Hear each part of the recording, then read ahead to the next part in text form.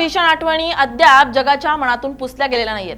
तोवरच Atlantic महासागराच्या अथांग लाटांवर एक नवीन मृत्यूचं सावट पसरलंय। एमव्ही हॉन्डियस या आलिशान क्रूझ जहाजावर हंता व्हायरस या जीवघेणा विषाणूनं शिरकाव केलाय। आतापर्यंत 3 पर्यटकांचा बळी घेतलाय। भर समुद्रात अडकलेले हे जहाज आता घोस्ट शिप किंवा डेथ शिप म्हणून ओळखलं जाऊ लागलं असून आंतरराष्ट्रीय स्तरावर खळबळ उडाली आहे। नमस्कार, मी स्नेहल चौधरी, आपण पाहत आहात एलएस मराठी। नेदरलँडच्या ध्वजाखाली नोंदणीकृत असलेले एमव्ही हॉन्डियस हे जहाज 20 मार्च 2026 ला अर्जेंटिनातील उशुआया येथून प्रवासासाठी निघालं। अंटार्क्टिक क्षेत्रातील निसर्ग सौंदर्य न्याहाळून हे जहाज अटलांटिक महासागर पार करत युरोपकडे, विशेषतः स्पेनच्या कॅनरी बेटांकडे जाणार होतं। जहाजावर 23 वेगवेगळ्या देशातील 149 प्रवासी आणि 71 कर्मचारी असा एकूण 241 जणांचा ताफा मोठ्या उत्साहात होता। मात्र काही दिवसातच 11 एप्रिलच्या सुमारास या उत्साहाचं रूपांतर भीतीमध्ये झालं। जहाजावरील प्रवाशांना अचानक ताप येणं, स्नायू दुखणं आणि श्वास घेण्यास प्रचंड त्रास होणं अशा तक्रारी सुरू झाल्या।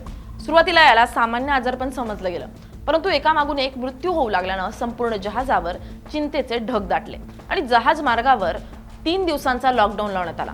या घटनेतील सर्वात क्लेशदायक बाब म्हणजे एका वृद्ध डच दाम्पत्याचा झालेला मृत्यू। एका 70 वर्षीय ज्येष्ठ प्रवाशाचा मृत्यू जहाजावरच झाला। नियमानुसार त्यांचं पार्थिव दक्षिण अटलांटिकामधील सेंट हेलेना बेटावर उतरवण्यात आलं। मात्र हा शोक ओसरतो ना ओसरतो तोच त्यांच्या पत्नीची प्रकृतीही झपाट्यानं खालवली। दक्षिण आफ्रिकेत पोहोचल्यानंतर त्यांना तातडीनं रुग्णालयात दाखल करण्यात आलं, परंतु उपचारादरम्यान त्यांनीही प्राण सोडले। याशिवाय एका जर्मन नागरिकाचाही या संसर्गामुळे मृत्यू झाला, तर एका ब्रिटिश नागरिकाची प्रकृती अद्याप गंभीर आहे। संसर्गाचं गांभीर्य पाहून आफ्रिकेतील केप व्हर्डे सरकारनं कडक पावलं उचलली। हे जहाज सध्या केप व्हर्डेची राजधानी प्राया येथील किनाऱ्याजवळ थांबवण्यात आलंय।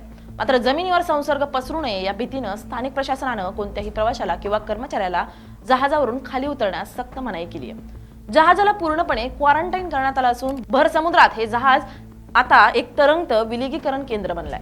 हंता व्हायरस हा प्रामुख्यानं उंदीर आणि घुशींच्या माध्यमातून पसरणारा विषाणू आहे।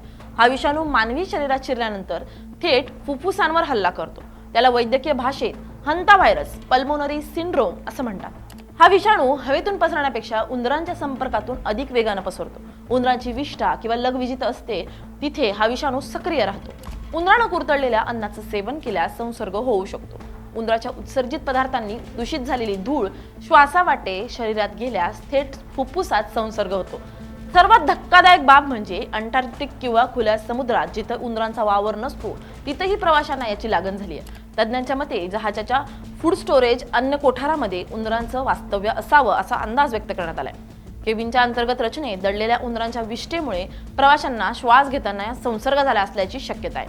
हंता व्हायरस हा प्रामुख्यानं श्वसन संस्थेवर परिणाम करणारा विषाणू असल्यानं त्याची लक्षणं सुरुवातीला सामान्य वाटू शकतात, परंतु ती अत्यंत वेगानं गंभीर रूप धारण करतात। हंता व्हायरस पल्मोनरी सिंड्रोमची लक्षणं 2 टप्प्यात दिसून येतात।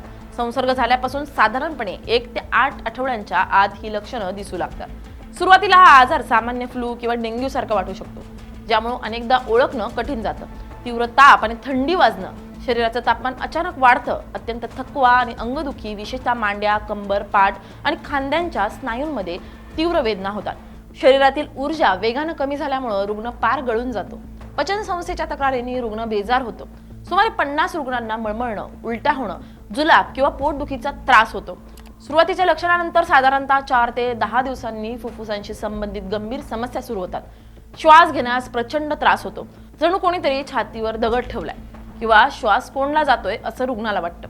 फुफ्फुसात पाणी भरणं, विषाणू फुफ्फुसातील रक्तवाहिन्यांना इजा पोहोचवतो, ज्यामुळे त्यातून द्रव पदार्थ बाहेर पडून फुफ्फुसात साठू लागतो। त्यामुळे फुफ्फुसांची हवा साठवून ठेवण्याची क्षमता संपते। ऑक्सिजनची पातळी खालावणं, फुफ्फुसात पाणी भरल्यामुळे रक्तात ऑक्सिजन मिसळण्याची प्रक्रिया थांबते। रक्तातील ऑक्सिजनची पातळी वेगानं खाली येते, ज्यामुळे शरीराचे इतर अवयव निकामी होऊ शकतात। हंता व्हायरसचा मृत्यू दर सुमारे 38% ते 40% आहे, म्हणजे संसर्ग झालेल्या 10 व्यक्तींपैकी 4 व्यक्तींचा मृत्यू होण्याची भीती असते। एकदा श्वासाचा त्रास सुरू झाला की परिस्थिती काही तासांतच हाताबाहेर जाते। रुग्णाला तात्काळ व्हेंटिलेटरची गरज भासते। या विषाणूवर सध्या कोणतीही विशिष्ट लस किंवा अँटीव्हायरल औषध उपलब्ध नाहीये। रुग्णाला केवळ सपोर्टिव्ह केअर, ऑक्सिजन आणि फ्लुइड मॅनेजमेंट देऊन वाचवण्याचा प्रयत्न केला जातो। जहाजाची केबिन्स, बंद गोदामं किंवा उंदरांचा वावर असलेल्या जुन्या खोल्या साफ करताना हा विषाणू हवेतून श्वासावाटे थेट शरीरात जातो। जहाजातील या संकटामुळे जागतिक आरोग्य संघटना आणि दक्षिण आफ्रिकेचा आरोग्य विभाग सतर्क झालेत. जहाजावर सध्या आवश्यक औषध साठा आणि तज्ञ डॉक्टरांचं पथक तैनात करण्यात आलंय. 2 क्रू मेंबर्स मध्येही गंभीर लक्षण दिसल्यानं ज्यांना विशेष वैद्यकीय विमानानं एअरलिफ्ट करण्याची प्रक्रिया सुरू आहे.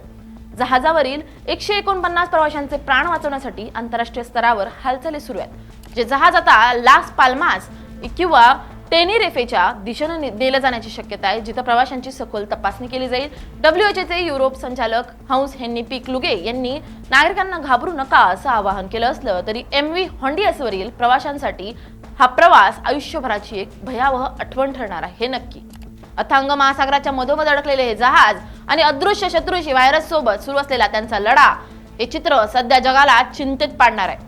जहाजावरील प्रत्येक प्रवासी आता सुखरूप किनाऱ्यावर पोहोचण्याची प्रतीक्षा करतोय.